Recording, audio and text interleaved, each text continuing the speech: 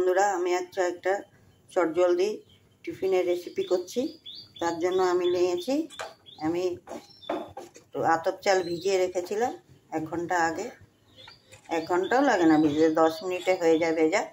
তার সাথে আমি একটু ভাত ছিল, আমার ভাতটা ওর মধ্যে মিশিয়ে দিয়েছি।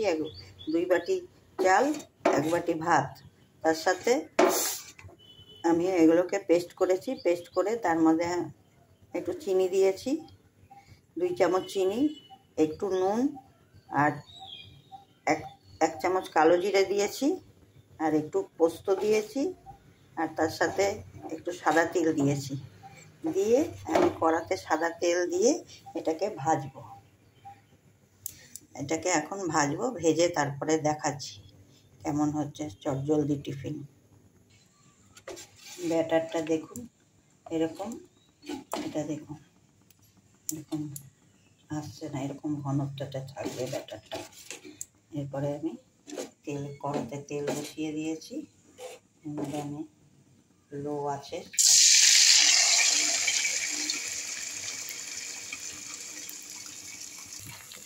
এই দেখুন ভাজা হচ্ছে,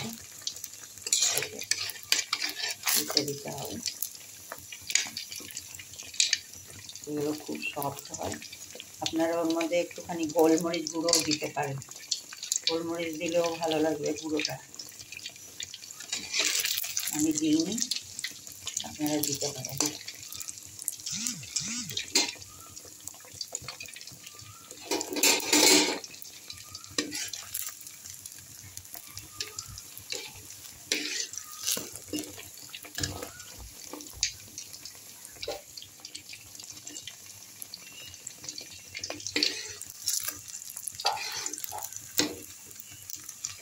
এটাকে তুলে ফেলছি।